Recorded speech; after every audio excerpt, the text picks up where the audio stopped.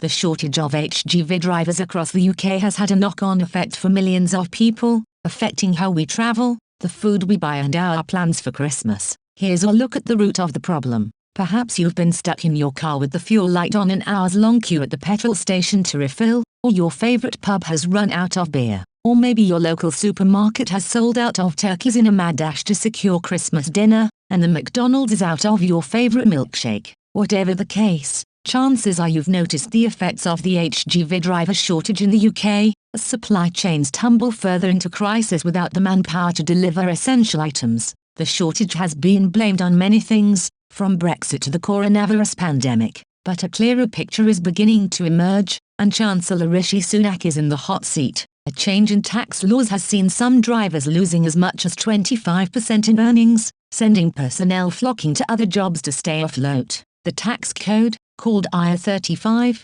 has been drastically altered, affecting how people working off the payroll pay their taxes. The reforms were designed to prevent workers from setting up limited companies through which they pay less tax and national insurance while working, in effect, as an employee, but has backfired spectacularly. The change in employment status for many HGV drivers from self-employed to employed has led to huge cuts in earnings. Neil O'Brien, director of D&D Recruit, an agency that specializes in staffing up big names like FedEx and UPS, told Express Co UK the changes meant drivers took home less money for the same work. Mr. O'Brien conceded that compounding factors of Brexit, the pandemic, poor working conditions and low pay led to the crisis. He said, "There is a decline in the number of drivers gradually as it is not seen as an attractive career, poor working rights, conditions and pay being the main factors." He said the sudden decline in drivers over the summer is down to IR35 changes, which reduced the net payments to drivers.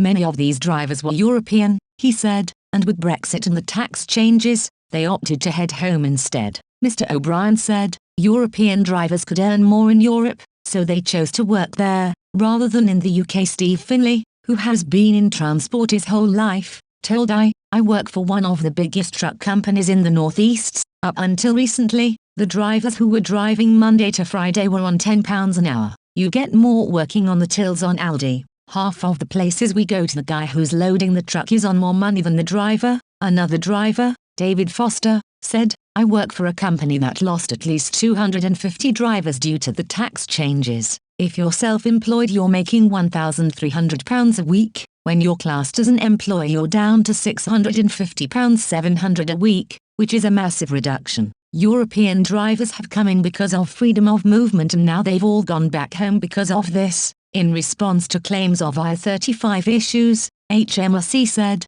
"The off-payroll working rules were designed to ensure individuals pay similar levels of tax regardless of the structure they work through. The changes in April 2021 do not introduce a new liability. They ensure the rules, which have been in place since 2000, are applied as intended." HMRC has offered extensive education and support to those implementing the changes, including tailored content to help the haulage and transport sector to comply. We proactively worked with transport industry representative bodies to understand their concerns and offered additional support to help with the understanding and implementation of the rules. We have also worked with cross-government partners to deliver an off-payroll webinar attended by over 40 industry representatives.